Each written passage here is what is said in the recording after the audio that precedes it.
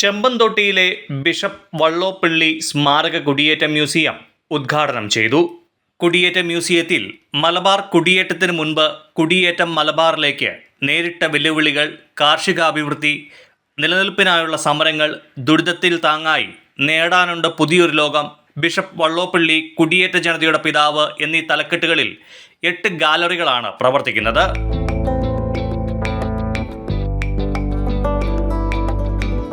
August 30 ഉദ്ഘാടനം ചെയ്യപ്പെട്ട ഈ കുടിയേറ്റ മ്യൂസിയം ഞങ്ങൾക്ക് ഒത്തിരി അഭിമാനവും സന്തോഷവും ഒക്കെ നൽകുന്നതാണ്. ഏകദേശം 10 വർഷത്തോളം ബ്രിട്ടീഷുകാരെ കാത്തിരുന്ന് കിട്ടിയ ഒരു വലിയൊരു അനുഗ്രഹമായിട്ടാണ് ഞങ്ങൾ ഇതിനെ കണക്കാക്കുക.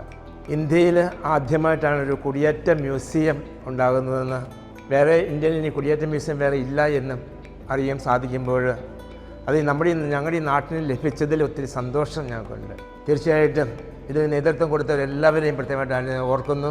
ഈ നേതൃത്വം കൊടുത്ത് നമ്മൾ ചെമ്പന്തൊട്ടി ഇടവകയിൽ നിന്ന് 1 ഏക്കർ സ്ഥലമെല്ലാം നൽകിക്കൊണ്ട്, സംഭാവനയായിട്ട് നൽകിക്കൊണ്ട് അത് കുടിയേറ്റ മ്യൂസിയം വരാനായിട്ട് അന്നത്തെ ഞങ്ങളുടെ മന്ത്രിയായിട്ടുള്ള അല്ലെങ്കിൽ ഇവിടുത്തെ MLA ആയിട്ടുള്ള ഉമ്മൻചാണ്ടിയുടെ നേതൃത്വത്തിൽ അന്ന് ഈ കുടിയേറ്റ മ്യൂസിയത്തിന് തുടക്കം കുറിച്ചുവെങ്കിലും പിന്നീട് കടന്നപ്പള്ളി രാമേന്ദ്രൻ മന്ത്രിയായിരിക്കുന്ന സമയത്താണ് ഇത് ഉദ്ഘാടനം ചെയ്യപ്പെടാനായിട്ട് ഇടയായത്. ഒന്നാം ഘട്ടത്തെ പ്രവർത്തനങ്ങൾ വളരെ ഭംഗിയായിട്ട് ചിത്രീകരിച്ച് വെച്ചിട്ടുണ്ട്. അപ്പോൾ അതിന് നേതൃത്വം കൊടുത്ത വെള്ളപ്പള്ളി പിതാവിൻ്റെ നേതൃത്വത്തിലാണ് ഈ മ്യൂസിയം എന്നറിയപ്പെടുന്നത്. ഈ തലശ്ശേരി എന്നുള്ള ഭാഗമെന്ന് മാത്രമല്ല, മലബാറിൻ്റെ ഒരു ഭാഗത്ത് സിറോ മലബാർ സഭയുടെ വളർച്ചയ്ക്ക് വേണ്ടി പ്രവർത്തിക്കാൻ വേണ്ടിയിട്ട് പിതാവിനെ പ്രത്യേകമായിട്ട് ഇങ്ങോട്ട് അയക്കുകയും ഇവിടെ വന്ന് പിതാവിൻ്റെ നേതൃത്വത്തിലാണ് ഇവിടെ എല്ലാ പള്ളികളും ഒക്കെ സ്ഥാപിക്കപ്പെടുകയും ഇവിടുത്തെ നാട്ടുകാരുടെ എല്ലാ സഹകരണങ്ങളൊക്കെ നൽകിയിട്ടുണ്ട്. ആലക്കോട് തമ്പുരാനുമൊക്കെ അതിന് നേതൃത്വം കൊടുത്ത് നമുക്ക് പള്ളികൾക്കൊക്കെ പലപ്പോഴും സ്ഥലങ്ങളൊക്കെ സംഭാവനയായിട്ട് നൽകുകയും ഒക്കെ ചെയ്തുകൊണ്ടാണ് ഇത്രയും കുടിയേറ്റം ഇങ്ങോട്ട് വളരെ എളുപ്പമായി മാറിയത്. ഒന്നിപ്പിച്ച് നിർത്താനായിട്ടൊരു ദേവാലയമൊക്കെ വന്നപ്പോൾ ആ നാട്ടിലുള്ള ജനങ്ങൾ എല്ലാവരും കൂടിയിട്ടാണ് എല്ലാ വികസനങ്ങളും ഉണ്ടാക്കിയത്. വെള്ളപ്പള്ളി പിതാവിൻ്റെ ഏറ്റവും ആകർഷണമായിട്ട് തോന്നിയിട്ടുള്ളത് എല്ലാവരെയും ഒരുപോലെ പിതാവ് കൂട്ടിച്ചേർത്ത് നിർത്തി എന്നുള്ളത് ഏറ്റവും വലിയ ഒരു മഹത്വമായിട്ട്. അതിനകത്ത് ജാതിയോ മതമോ ഒന്നുമില്ലായിരുന്നു പിതാവിനെ സംബന്ധിച്ചിടത്തോളം. ഈ നാടിനെ ഒന്നിച്ച് ചേർത്ത് നിർത്താനായിട്ട് എല്ലാ മനുഷ്യരുടെയും സഹായ സഹകരണങ്ങൾ ഒന്നിപ്പിച്ച് ചേർത്ത് നിർത്താനായിട്ട് സഹായിച്ചു എന്നുള്ളത് ആ പിതാവിൻ്റെ ഏറ്റവും വലിയ ഗുണമായിട്ടുള്ളത്. അപ്പം പിതാവ് തീർച്ചയായിട്ടും ഒരു വിശുദ്ധ പദവിയിലേക്ക് എത്തിച്ചേരാനായിട്ടുള്ള സകല സാധ്യതയുമുണ്ടെന്നുള്ളതാണ് നമ്മുടെയൊക്കെ പ്രതീക്ഷയും എല്ലാം.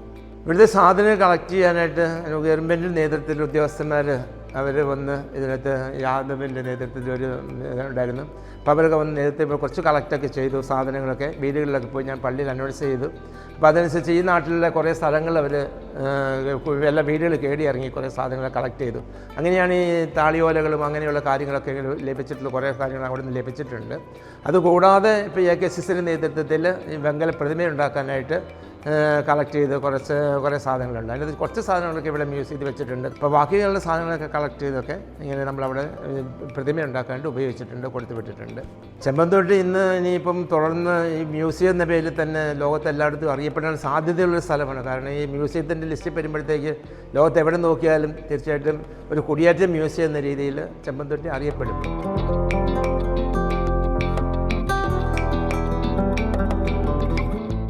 എൻ്റെ പേര് ആകാശ്. ഞാൻ ഇവിടുത്തെ മ്യൂസിയം ഗൈഡാണ്. അപ്പം മ്യൂസിയത്തിൻ്റെ ഈ ആദ്യത്തെ ഗ്യാലറിയാണിത്. ഇവിടെ വെച്ചാണ് മ്യൂസിയം തുടങ്ങുന്നത്. അപ്പം ഇത് വെച്ചിരിക്കുന്നത് അന്നത്തെ കാലത്ത് കുടുംബമായിട്ടാണ് മലബാർ കുടിയേറ്റത്തിലെ കുടിയേറ്റ കർഷകർ കുടുംബമായിട്ടാണ് കൃഷി ചെയ്തത്. അപ്പം ആ ഒരു സിമ്പലാണ്, അതായത് ഈ മ്യൂസിയം കുടുംബങ്ങളെയാണ് കൂടുതലായിട്ട് സ്വാഗതം ചെയ്യുന്നത് എന്നൊരു ആശയത്തെ മുൻനിർത്തിയിട്ടാണ് ഇവിടെ ഇങ്ങനെ വെച്ചിരിക്കുന്നത്. പിന്നീട് ഇതൊരു ചിത്രമാണ്. അന്നത്തെ കാലത്ത് കുടിയേറ്റം നടക്കാനുള്ള ഏറ്റവും പ്രധാനപ്പെട്ട കാരണം ഗ്രോ മോർ ഫുഡ് എന്നൊരു ആക്റ്റാണെന്നാണ് പറയപ്പെടുന്നത്. അപ്പം അതുമായി കണക്ട് ചെയ്തിട്ടാണ് ഈ ഒരു ചിത്രം വരച്ചിരിക്കുന്നത്. GMF എന്നുള്ള രീതിയിലാണ് അതിൻ്റെ ആ ഗ്രോ മോർ ഫുഡ് എന്ന് പറയുന്ന ഒരു ആക്ട് കാണിക്കുന്ന രീതിയിലാണ് ഈ ചിത്രം വരച്ചിരിക്കുന്നത്. ഇതെന്ന് പറഞ്ഞാൽ അന്നത്തെ കാലത്ത് പത്താഴത്തിൽ നമ്മൾ നെല്ല് ശേഖരിച്ചുകൊണ്ടിരുന്ന ഒരു ചിത്രമാണ്. ഈ ഒരു ചിത്രം അന്നത്തെ കാലത്ത് കുടിയേറ്റക്കാർ ജന്മിമാരുടെ കയ്യിൽ നിന്ന് സ്ഥലം വാങ്ങുന്നതുമായി ബന്ധപ്പെട്ടിട്ടുള്ളൊരു ചിത്രമാണ് ഇവിടെ കൊടുത്തിരിക്കുന്നത്. ഓക്കെ, പ്രധാനമായിട്ടും 8 ഗാലറികളാണ് നമുക്കിവിടെ ഉള്ളത്. ആദ്യത്തെ ഗാലറി എന്ന് പറയുന്നത് മലബാർ കുടിയേറ്റത്തിന് മുൻപ് എന്തുകൊണ്ടാണ് മലബാർ കുടിയേറ്റം നടക്കുന്നത് അതിന് മുൻപുള്ള കാര്യങ്ങളാണ് ആദ്യത്തെ ഗാലറി പറയുന്നത്. രണ്ടാമത് മലബാറിലേക്ക് എന്നുള്ളൊരു ഗാലറിയാണ്. മൂന്നാമത് കുടിയേറ്റ കർഷകർ നേരിട്ട വെല്ലുവിളികളെ കുറിച്ചിട്ട് പറയുന്ന ഗാലറിയാണ്. നാലാമത് അവർ കാർഷിക അഭിവൃദ്ധിയിലേക്ക് എത്തുന്ന അതുമായി ബന്ധപ്പെട്ട കാര്യങ്ങൾ പറയുന്ന ഗാലറിയാണ്. അഞ്ചാമത്തേത് ദുരിതത്തിൽ താങ്ങായി, അതായത് വള്ളോപ്പള്ളി പിതാവിൻ്റെ ഇടപെടലുകളെക്കുറിച്ചും സഹായങ്ങളെക്കുറിച്ചൊക്കെ പറയുന്ന ഗാലറിയാണ്. പിന്നീട് അവർ നിലനിൽപ്പിനായിട്ട് നടത്തിയ സമരങ്ങളെക്കുറിച്ച് പറയുന്ന ഗാലറിയാണ്. പിന്നെ ബിഷപ്പ് വള്ളോപ്പള്ളി പിതാവിനെ കുറിച്ചിട്ടും പിന്നെ നേടാനുണ്ട് പുതിയ ലോകം എന്ന് പറയുന്ന ഒരു കൺസെപ്റ്റിനെ കുറിച്ചുമാണ് ബാക്കിയുള്ള 2 ഗ്യാലറികളും പറയുന്നത്.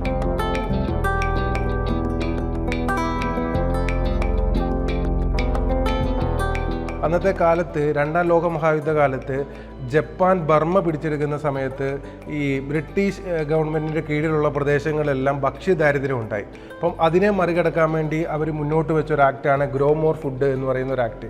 അതിൽ ബ്രിട്ടീഷ് ഗവൺമെൻറ്റിൻ്റെ കീഴിലുള്ള പ്രദേശങ്ങളിൽ നമുക്ക് കാട് വെട്ടിത്തെളിച്ച് കൃഷി 1 വർഷം 2 വർഷത്തേക്ക് കരനെല്ല് പോലെയുള്ള കൃഷികൾ ചെയ്യാമെന്നുള്ള ഒരു ആശയത്തിലാണ് ഈ ആക്ട് വന്നത്. അപ്പം ഈ ആക്റ്റാണ് മലബാർ കുടിയേറ്റത്തിൻ്റെ അടിത്തറ എന്ന് പറയുന്നത്. കാരണം അവിടെ ഉണ്ടായിരുന്ന ആൾക്കാർ ഈ ആക്ടിൻ്റെ ഭാഗമായിട്ട് ഇവിടെ വന്ന് കാട് വെട്ടിത്തെളിച്ച് കൃഷി ചെയ്യാൻ തുടങ്ങി. അപ്പം അതുമായിട്ട് ബന്ധപ്പെട്ടുള്ള ഒരു ആക്ടിൻ്റെ പകർപ്പാണിത്. ഈ ഒരു ഗാലറി പ്രധാനമായിട്ടും മലബാർ കുടിയേറ്റത്തിന് മുൻപുള്ള കാര്യങ്ങൾ, എന്തുകൊണ്ടാണ് ഈ ഒരു കുടിയേറ്റം എന്ന് പറഞ്ഞ് ഇങ്ങോട്ടുണ്ടായത് എന്നതിനെ കുറിച്ചിട്ടാണ് ഈ ഗാലറി പറയുന്നത്. ഗ്രോ മോർ ഫുഡ് ആക്റ്റുമായി ബന്ധപ്പെട്ടിട്ടുള്ള അതിൻ്റെ ചാപ്റ്റർ 1 പകർപ്പുകളാണ് ഇവിടെ കൊടുത്തിരിക്കുന്നത്. പിന്നെ അന്നത്തെ കാലത്ത് അവരുപയോഗിച്ചിരുന്ന നാണയങ്ങളുണ്ട്. നാണയങ്ങളെക്കുറിച്ചിട്ട് കുറച്ച് നാണയങ്ങളുടെ ശേഖരമാണ് ഇവിടെ കൊടുത്തിരിക്കുന്നത്.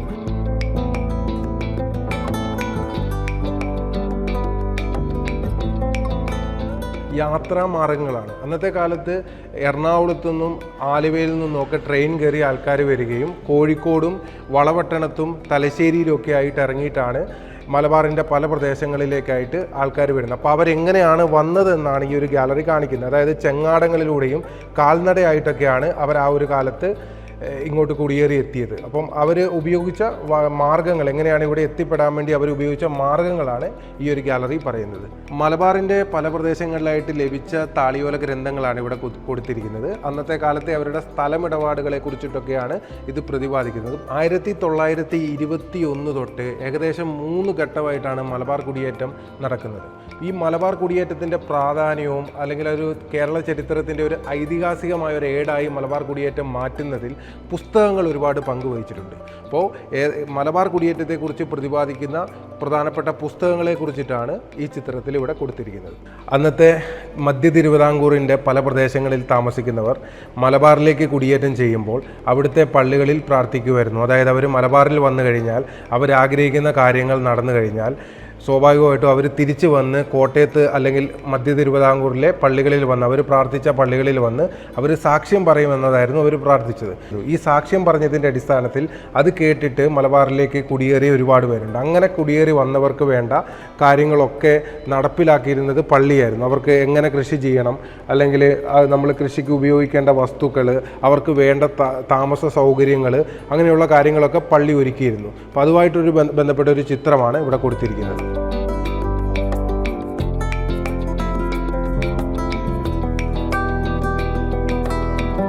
ഇത് അവരുടെ മലബാറിലേക്കുള്ള കുടിയേറ്റത്തെ അവരെങ്ങനെയാണ് മലബാറിലേക്ക് വന്ന് സ്ഥലം വാങ്ങിയതിനെ കുറിച്ചിട്ട് പ്രതിപാദിക്കുന്ന ഒരു ചിത്രമാണ്. ഒന്നാമത്തേത് കൽഭരണിയാണ്. അവർ ഉപ്പൊക്കെ കുറുക്കിയിരുന്നത്, ഉപ്പൊക്കെ സൂക്ഷിച്ചു വെച്ചിരുന്നത്. ഇതിലൊരു മൂടയും കൂടെയുണ്ട്. അങ്ങനെ ഒരു ഇതിലാണ് ഉപ്പൊക്കെ അവർ സൂക്ഷിച്ചു വെച്ചിരുന്നത്. അടുത്തത് നൂറ്റുകുടമാണ്. നൂറ്റുകുടം എന്ന് പറഞ്ഞാൽ ചുണ്ണാമ്പിട്ട് വെച്ചിരിക്കുന്ന ഒരു പാത്രമാണ് നൂറ്റുകുടം. തൂത എന്നും ഇത് അറിയപ്പെടുന്നുണ്ട്. പിന്നെ പെട്രോൾ മാക്സ് ആണ്. അന്നത്തെ കാലത്ത് വെളിച്ചത്തിനായിട്ട് അവർ അതുമായി ബന്ധപ്പെട്ട ചിത്രം ഇവിടെ കൊടുത്തിട്ടുണ്ട്. കരോളിന് പോകുമ്പോഴും മറ്റു കാര്യങ്ങൾക്കൊക്കെ ഇങ്ങനെയുള്ള പെട്രോൾ മാക്സുകളായിരുന്നു ഉപയോഗിച്ചിരുന്നത്. പിന്നെ അന്നത്തെ മണ്ണെണ്ണ വിളക്കുകളാണ്. പിന്നെ ഉറുമിയാണ്. പിന്നെ തുടം, അതായത് നമ്മൾ അളവ് പാത്രം പോലെയാണ് ഇത് ഉപയോഗിക്കുന്നത്. ഒരു തുടം വെണ്ണ, ഒരു തുടം പാല് എന്നൊക്കെ നമ്മൾ ഇപ്പോഴും പറയുന്നതാണ്. അപ്പോൾ ആ ഒരു കാലത്ത് ഇത് അളക്കാൻ വേണ്ടിയിട്ടാണ് ഇത് ഉപയോഗിച്ചുകൊണ്ടിരുന്നത്. പിന്നെ കിണ്ണമാണ്. പിന്നെ തെരുവത്തൈല കുപ്പിയാണ്. അതായത് പുൽത്തൈലം അത് സൂക്ഷിക്കാൻ വേണ്ടി ഉപയോഗിച്ചുകൊണ്ടിരുന്ന ഒരു കുപ്പിയാണിത്. പിന്നെ സെറാണ്. അളവ് പാത്രമാണ്. പിന്നെ അന്നത്തെ കാലത്ത് ഉപയോഗിച്ചുകൊണ്ടിരുന്ന തൂക്കുകെട്ടിയാണ്. കല്ലിൻ്റെ തൂക്കുകെട്ടിയുണ്ട്, ലോഹത്തിൻ്റെയുണ്ട്.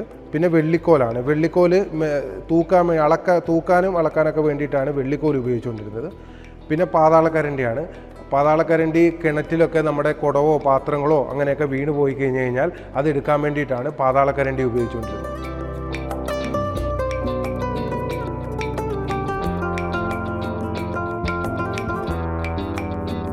അന്നത്തെ കാലത്തെ അവരുടെ ഭക്ഷണ രീതികളെ കുറിച്ചിട്ട് പറയുന്നതാണിത്.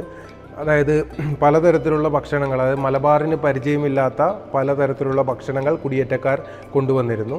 കുഴലപ്പം, അച്ചപ്പം, എല്ലും കപ്പ അങ്ങനെയുള്ള പലതരത്തിലുള്ള ഭക്ഷണങ്ങൾ അവരുടെ ഭാഗത്തു നിന്ന് ഉണ്ടായിട്ടുണ്ട്. അപ്പം അതിനെക്കുറിച്ചിട്ട് പറയുന്ന ഒരു കിയോസ്കാണിത്. അന്നത്തെ കാലത്ത് കുടിയേറി വന്നവർക്ക് മലബാറിൻ്റെ ഭൂപ്രകൃതിയെക്കുറിച്ചിട്ടോ അതിൻ്റെ മറ്റു കാര്യങ്ങളെക്കുറിച്ചിട്ടോ യാതൊരു അറിവും ഉണ്ടായിരുന്നില്ല. അതുകൊണ്ട് തന്നെ അവരിവിടെ വന്നപ്പോൾ അവർ നേരിട്ട ഏറ്റവും വലിയ പ്രശ്നം വന്യജീവികളുടെ ആക്രമണമായിരുന്നു. അപ്പം അതിൽ നിന്ന് രക്ഷ നേടുവാൻ വേണ്ടി അവർ കണ്ടെത്തിയ ഉപായമാണ് ഏറുമാടങ്ങൾ. വന്യജീവികൾ കൃഷിഭൂമികൾ നശിപ്പിക്കുന്ന സമയത്ത് ഏറുമാടങ്ങളിലിരുന്ന് അമ്പും വില്ലും ഉപയോഗിച്ച് അവർ വന്യജീവികളെ നേരിടുമായിരുന്നു. ഇതിൽ പ്രധാനമായിട്ടും അവർ അന്നത്തെ കാലത്ത് ഉപയോഗിച്ചിരുന്ന വസ്തുക്കളാണ്. ഒന്ന് ഒറ്റാലാണ്. ഒറ്റാൽ മീൻകൂട എന്നാണ് അറിയപ്പെടുന്നത്. മീനെ പിടിക്കാനൊക്കെയാണ് അത് ഉപയോഗിച്ചത്.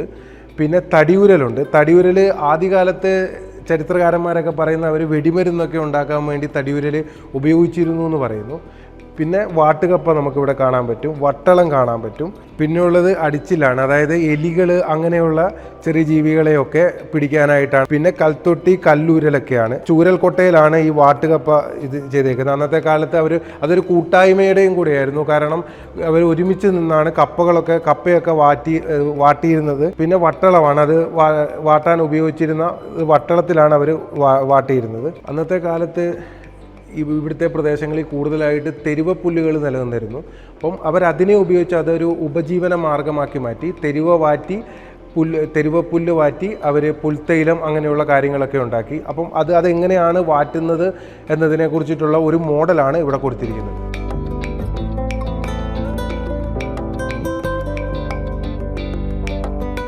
മലബാറിലെ അന്നത്തെ കാലത്തെ സ്ഥാപനങ്ങളെക്കുറിച്ചിട്ടാണ് ഇവിടെ പറയുന്നത്. ചെമ്പേരിയിലെ പള്ളിമേട, സെൻറ്റ് മേരീസ് പള്ളി Alakode, saint Joseph convent Peravoor, Mariyagiri ആശുപത്രി, കരുവിഞ്ചാലിലെ മിഷൻ ആശുപത്രി, തരിയോട് ആശുപത്രി, തരിയോട് വയനാട്ടിലെ ഒരു സ്ഥലമാണ്, ചെറുപുഴ ആശുപത്രി, കുളത്തുവയൽ ഫൊറോന പള്ളി എന്നിവയെക്കുറിച്ചുള്ള ചിത്രങ്ങളാണ് ഇവിടെ കൊടുത്തിരിക്കുന്നത്. മലബാറിൽ കുടിയേറ്റ കർഷകർ നേരിട്ട പ്രശ്നങ്ങളിൽ താങ്ങായി കരുതലായി നിന്നത് പള്ളിയായിരുന്നു. അപ്പോൾ അതുമായി ബന്ധപ്പെട്ടിട്ടുള്ളൊരു ചിത്രമാണ് ഇവിടെ കൊടുത്തിരിക്കുന്നത്. പള്ളിയോട് ചേർന്ന് ആശുപത്രിയും അതോടൊപ്പം തന്നെ പള്ളിക്കൂടങ്ങളും നിലനിന്നിരുന്നു. കുടിയേറ്റ കാലഘട്ടത്തിൽ അവർ ഒരുപാട് ഭീഷണികൾ നേരിട്ടു. അതിൽ പ്രധാനപ്പെട്ടതായിരുന്നു കുടിയിറക്ക് എന്ന് പറയുന്നത്. കാരണം പല സ്ഥലത്തുനിന്നും അവർ സ്ഥലം വാങ്ങി ഇടനിലക്കാരാലും ജന്മിമാരാലും അവർ പറ്റിക്കപ്പെട്ടിരുന്നു. അപ്പോൾ അതുമായി ബന്ധപ്പെട്ട് അവർ മേടിച്ച സ്ഥലങ്ങളിൽ നിന്ന് തന്നെ അവർ പോവേണ്ട സ്ഥിതി വന്നപ്പോൾ അതുമായി ബന്ധപ്പെട്ട് അവർ നടത്തിയ ചെറുത്തുനിൽപ്പുകളെ കുറിച്ചിട്ടാണ് ഈ ഒരു ഗാലറി പറയുന്നത്. പ്രധാനമായിട്ടും പുൽപ്പള്ളിയിലും വടക്കേക്കളത്തും കൊട്ടിയൂരും ഒക്കെ നടന്ന സമരങ്ങളെ കുറിച്ചിട്ടാണ് ഇതിൽ പ്രതിപാദിക്കുന്നത്. അന്നത്തെ കാലത്ത് അവർ നേരിട്ട യാതനകൾ ഏത് തരത്തിലായിരുന്നു എന്ന് പല പുസ്തകങ്ങളിലൂടെ നമുക്ക് വായിച്ചറിയാൻ സാധിച്ചിട്ടുണ്ട്. ആ പുസ്തകങ്ങളിൽ നിന്ന് എടുത്തിട്ടുള്ള കുറച്ച് കാര്യങ്ങളാണ് ഇവിടെ പ്രതിപാദിച്ചിട്ടുള്ളത്.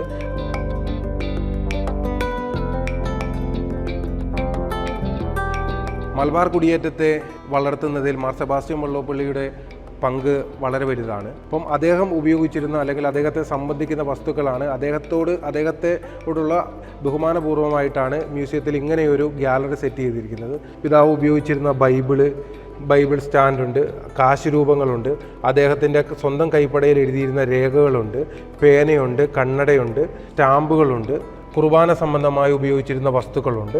അതൊക്കെയാണ് പ്രധാനമായിട്ടും ഈ ഗാലറിയിൽ നൽകിയിട്ടുള്ളത്.